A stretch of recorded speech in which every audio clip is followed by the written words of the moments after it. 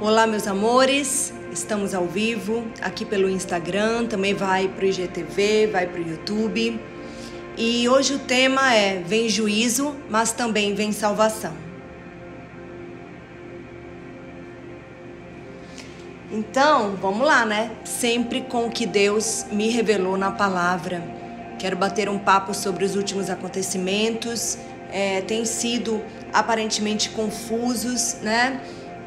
E tem ido na contramão do que recebemos profeticamente, mas o nosso Deus é esse, Ele prova a nossa fé, para que, podados, demos mais fruto ainda, em relação à fé, eu digo, e em tudo na vida, amém, amados? Então, está havendo juízo, é claro, mas quem resistir ao fogo do juízo, receberá a salvação. Então Deus me despertou em sua palavra. Primeiro, antes de dormir, de sexta para sábado agora, eu anotei tudo, tá? Então, antes de dormir, em 6 de novembro, na sexta-feira à noite, e me deu a palavra em Juízes, capítulo 1, versos 1 ao 4. Já na madrugada, em 7 de novembro, ele me deu a palavra em Ezequiel, irmãos. O capítulo 40 e os versos 43 ao 49. Então eu quero bater um papo com vocês sobre essas revelações, tá bom? O que elas têm a ver com o futuro, o que elas têm a ver com essa presidência americana, tá? Que foi muito na contramão do que a gente havia recebido profeticamente falando, mas eu creio que é uma prova para nossa fé e para que, podados, a gente dê mais fruto ainda, como diz a Bíblia. E então, eu deitei bem cedo na sexta-feira, estava bem cansada, por volta assim de 21 horas, 9 da noite. E orei antes de dormir, recebi a palavra em Juízes e na madrugada em Ezequiel. Era aproximadamente 3:30 da manhã, quando o Senhor me despertou. Acredito que Ele tenha me despertado 3 da manhã, mas eu ainda fiquei pensando, ai meu Deus, será que é para abrir a palavra? Será que é para acordar? Será que eu tento dormir de novo? E aí eu resolvi, mais ou menos uns 20 minutos depois, abrir a palavra. Eu entendi que eu estava sendo despertada para orar, realmente. E vamos ler as palavras, né? A primeira foi Juízes, capítulo 1, versos 1 ao 4. Vamos ler juntos. Eu não tô... Ah, tá. Acho que tá escuro aqui. Diz assim. Juízes 1, versos 1 ao 4. Depois da morte de Josué, os filhos de Israel consultaram ao Senhor, dizendo: quem dentre nós subirá primeiro aos cananeus para pelejar contra eles? Judá subirá, respondeu Deus. Eis que entregarei a terra na sua mão. Então disse Judá a Simeão, seu irmão: sobe comigo a sorte que me coube. Pelejemos contra os cananeus, e eu também subirei contigo a tua sorte. E Simeão foi com ele. Depois subiu Judá, e o Senhor lhes entregou nas mãos os cananeus e perizeus, e mataram em Bezeque 10.000 homens. Então o que o Senhor quis dizer aí, tá, gente? O Senhor envia juízes. O Senhor envia juízes para pelejar a favor do seu povo, a favor de Israel. A terra não está sem juiz. Acima de todos esses juízes que a Bíblia relata, foram 12 juízes humanos escolhidos para defender Israel, está o justo juiz. Este não dorme e nem cochila. Ele é o guarda de Israel. Então, muitas tribos não conseguiram retirar, tá? Todos os habitantes de Canaã de suas terras. As tribos de Israel, no caso. Canaã, Sião, Canaã, Israel. Amém? Então, o Senhor envia juízes. Bem no comecinho do livro de Juízes, ele falou para mim antes de dormir.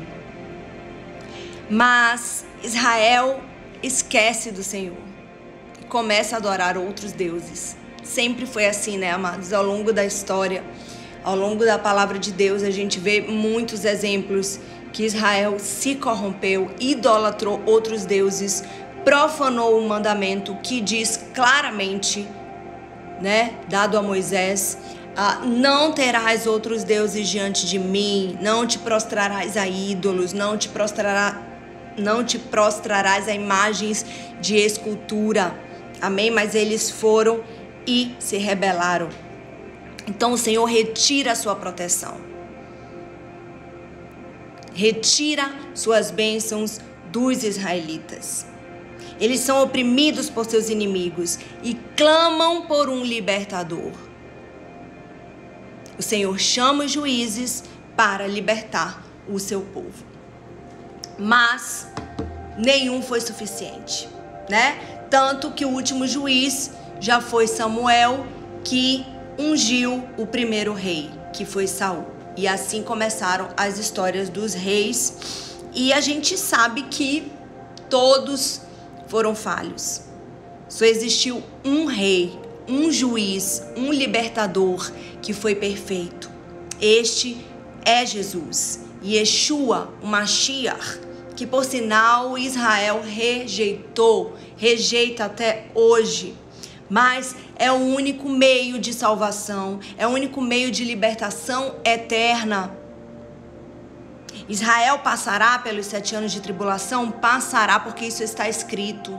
Mas há uma forma agora de um israelita ser livrado da tribulação vindoura? Sim, aceitando Yeshua como Mashiach. Somente desta forma.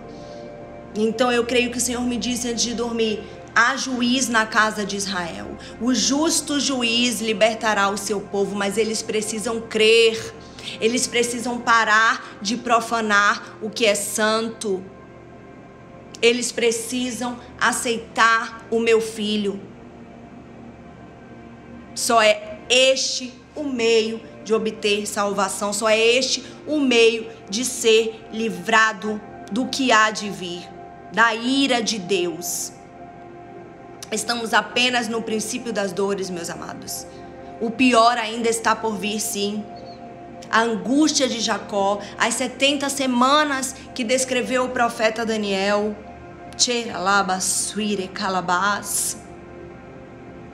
E o Senhor estava me falando: eu sou o justo juiz, eu sou o único incorruptível, o único que é santo, que é verdadeiro. E então eu adormeci. E na madrugada veio mais uma cacetada profética. Não sei nem se posso dizer assim, porque veio como um tapa na minha cara mesmo, me deixou muito assustada.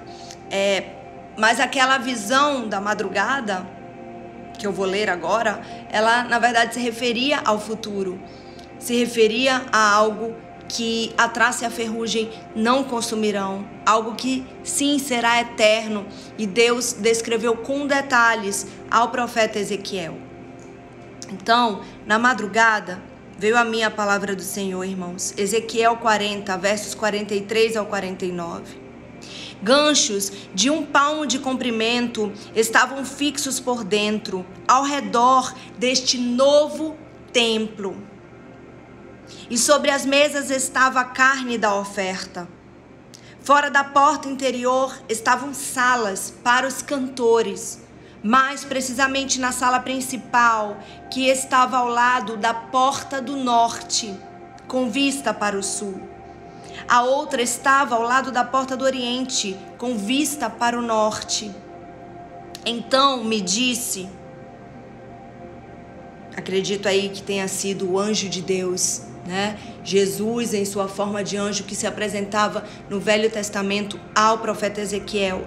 Esta sala com vista para o sul é para os sacerdotes que têm a guarda do templo. Mas a sala com vista para o norte é para os sacerdotes que têm a guarda do altar, a saber, os filhos de Zadok, dentre eles os filhos de Levi, que vão ao Senhor para o servirem. Então mediu a sala principal. O comprimento era de 100 côvados, a largura também de 100 côvados. Um quadrado, e o altar estava diante do templo. Então me levou ao pátio e mediu cada porta, 5 côvados de um lado e 5 côvados do outro. E a largura da porta era de 3 côvados de um lado e 3 côvados do outro. O comprimento do pátio era de 20 côvados e a largura de 12 côvados. Para subir até lá eram 10 degraus e havia colunas junto às portas, uma de um lado e outra do outro. Então, irmãos, quando Ezequiel recebe a visão, ele é chamado a prestar muita atenção, fixar sua mente sobre os detalhes, porque sua tarefa era relatar tudo o que via para o povo de Israel. Cativo na Babilônia e longe de sua amada Jerusalém do templo, o povo de Israel precisa ser inspirado pela esperança. Sabe qual é o nome do hino de Israel? Hatikva, significa esperança. Então, se há uma palavra para Israel, é esperança. E quem é a esperança de Israel? Yeshua, a única. Diante de tudo isso que está acontecendo, nós só podemos declarar: eu sei que o meu Redentor vive e em breve ele se levantará sobre a terra. Em breve ele defenderá o seu povo. Aleluia. Eles precisam ouvir e ver esta imagem vívida acerca do que Deus quer fazer para o futuro. Quando olhamos para a nossa própria situação neste mundo, precisamos deixar que Deus nos inspire, né, amados? Com sua visão de um novo céu e uma nova terra que Ele tem reservado para nós. Então, qual deve ser a nossa visão num momento como esse? Em que tudo aparentemente vai na contramão do que esperávamos. A visão de um futuro, a visão de um novo e eterno templo incorruptível. Não o templo que vem pela frente, porque o terceiro templo virá, mas ele será para que os judeus caiam novamente no engano, coloquem o anticristo como Mashiach e ele vai profanar este templo. Este templo novamente será destruído, meus amores. Mas o templo ao qual Deus revelou a Ezequiel é eterno, é incorruptível. É a sala do trono de Deus, a qual nós, os salvos, teremos acesso. A qual nós, os salvos, adoraremos ao Senhor. Seremos cantores, reis, sacerdotes no reino incorruptível do Mashiach. Sim, ele reinará. Jesus reinará 1000 anos nesta terra e depois eternamente conosco os salvos na Nova Jerusalém. Mas haverá um governo ao qual Satanás ainda não estará exterminado. Ele estará preso nesses 1000 anos. Para que Jesus governe com a justiça que nos é aguardada por muitos séculos, irmãos. Yeshua é a única redenção para Israel. Ele é o único juiz perfeito que nunca vai errar. Gideão foi um juiz que se corrompeu. Sansão foi um juiz que se corrompeu. Jefté foi um juiz que se corrompeu. Mas Jesus é o justo juiz. Ele é eterno. Santo e verdadeiro são os seus decretos. E ele vem. Ele vem sem demora. Arrependam-se, porque é chegada a salvação a todo o que crê. É um momento incerto para a terra, não sabemos o que vem pela frente. Estamos como a deriva, num mar revolto, onde a tempestade parece que vai cessar, mas depois vem pior. Então daqui não há mais nada a se esperar, não há mais nada a se levar desta terra a não ser a nossa salvação.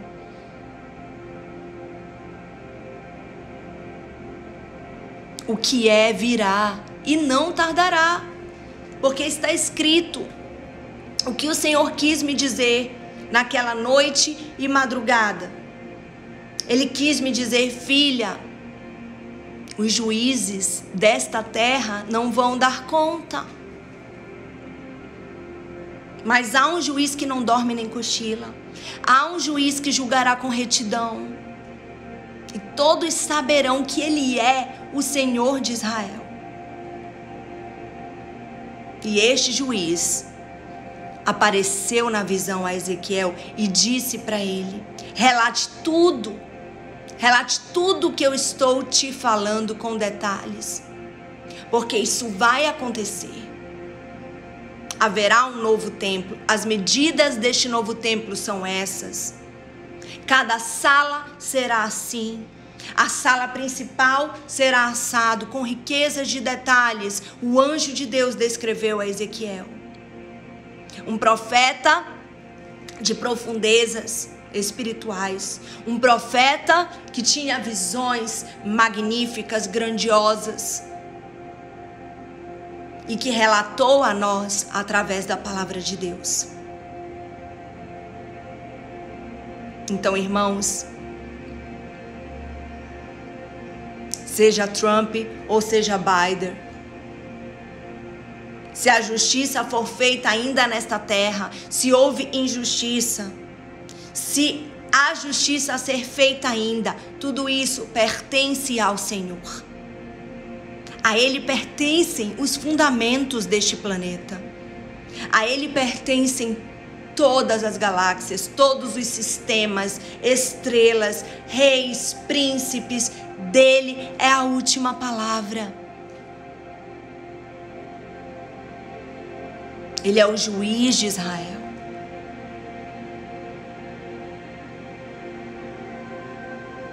Se haverá acordo de paz daqui para frente, e haverá, porque está escrito, que venha. Porque como diz a palavra lá, é Lucas 21, se eu não me engano. Deixa eu procurar aqui. Essa palavra é bem oportuna para isso que eu estou falando.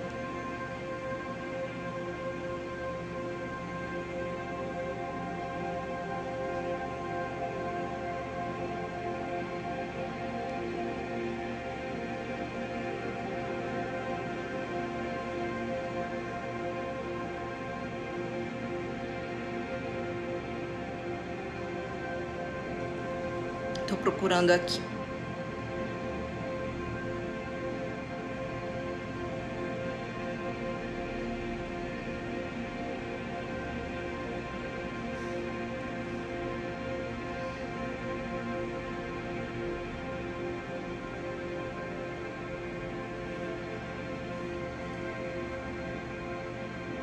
É Lucas 21, eu vou ler dos versos 25 ao 28, tá bom?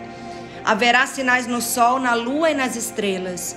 Sobre a terra, angústia entre as nações, que ficarão perplexas, não é como nós estamos agora? Por causa do bramido do mar e das ondas. Haverá homens que desmaiarão de terror, pela expectativa das coisas que sobrevirão ao mundo, pois os poderes dos céus serão abalados. Então se verá o Filho do Homem vindo numa nuvem, com poder e grande glória. Quando começarem estas coisas a acontecer, exultem, ergam suas cabeças, porque a redenção de vocês se aproxima. Então tudo isso é o bramido do mar, das ondas, o bramido dos homens, o amor se esfriando cada vez mais. Hoje eu ouvi uma frase: quem cair na mão do homem está ferrado nessa altura do campeonato. Quer dizer, se você cai doente, precisa de um homem, de um médico, do que quer que seja, de alguém para liberar exame, você está ferrado. Porque infelizmente o amor esfriou. Então, o que vier de homens Vai ser para nos destruir de vez, nos matar de vez, irmãos. Infelizmente. Porque o poder está em mãos erradas. Gravem isso. Assim como o poder foi dado a homens lá em Israel, na época dos juízes, dos reis, e em mãos erradas, porque caíram, porque se corromperam. E a gente está vendo a mesma história. A gente vai ver, quer dizer, eu não, nem você, se Deus quiser, porque há um arrebatamento no meio disso tudo. Eu creio no arrebatamento antes da tribulação. Eu vou crer até o fim. Mas quem ficar vai ver Israel ser enganada. Mais uma vez. Colocar um rei que é simplesmente o anticristo, que vai profanar o templo deles e exigir adoração. Mas entre princípio das dores, irmãos, que é o que estamos agora, e tribulação de 7 anos, há um arrebatamento. 1 Tessalonicenses 4 nos prova isso. Versos 14 ao 18. Então queira subir. Ajeite sua vida agora. Não espere mais nada de homens, não espere mais nada desse mundo. Porque o que a gente nem viu e nem ouviu e nunca nem passou pelo nosso coração é o que Deus preparou para os que o amam. É isso que diz a palavra. Então, nenhum prazer deste mundo se compara à glória de Deus, à eternidade com Deus. E Jesus é Deus. Um dia todos confessarão isso. Não importa se você não confessa isso agora. Um dia você confessará. Agora, tomara que seja no julgamento do livro do Cordeiro. Tomara que não seja no julgamento do grande trono branco. Porque aí você já estará condenado, condenada eternamente. Leia os 3 últimos capítulos de Apocalipse para você saber melhor sobre julgamentos, sobre Nova Jerusalém, sobre milênio. Leia lá. Leia Apocalipse 20, 21 e 22, que você vai ter acesso a tudo isso que eu estou falando. Amém? Então era isso, eu queria repassar o que eu recebi. Eu, como hoje uma mulher de Deus, vinda do mundo, ex-DJ, ex-cantora de rock, errei muito, não tinha conhecimento, tá bom? Eu lembro quando eu li na Bíblia, acho que é Levítico 19, que diz, não façam tatuagens, eu sou o Senhor. Eu já tinha feito 23, e eu disse, Senhor, e agora? Eu nunca li isso, meu Deus. E o Senhor falou, é de agora em diante que conta. Não faça mais nenhuma e também não apague. O que ficou é para você nunca esquecer de onde eu te tirei. E realmente, se não fosse eu me olhar toda pichada, eu não imaginaria a pessoa que eu fui. Porque volta um filme na minha cabeça e pra lá eu não quero voltar. Não quero.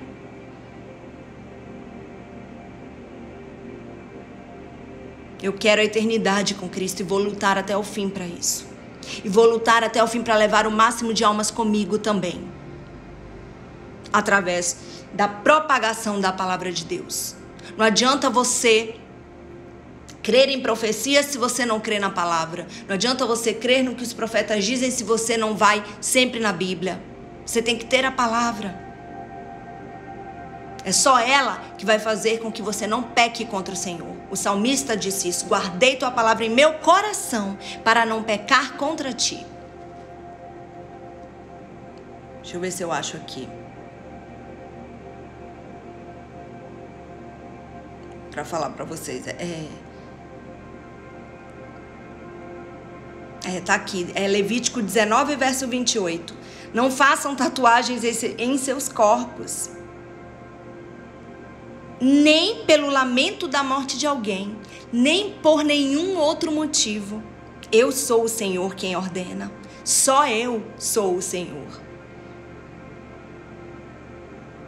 Então está escrito. Tudo está escrito. Agora, a decisão é sua. O arbítrio é livre para você escolher. Se você Vai crer e obedecer o que está escrito ou não? Se você vai fazer parte deste novo templo que foi descrito a Ezequiel ou não? Se você vai obedecer a ordem de Deus que Ele deu para Judá, vai lá e peleja, porque eu vou te dar vitória. Judá, tribo de guerra. Judá, tribo de guerras vencidas. Por isso eu botei esse nome no meu cachorro. Porque ele veio através de um dinheiro do meu antigo emprego. Ele veio das minhas licenças prêmios de um órgão público, as quais eu nunca tirei, melhor dizendo, em 7 anos que eu passei lá.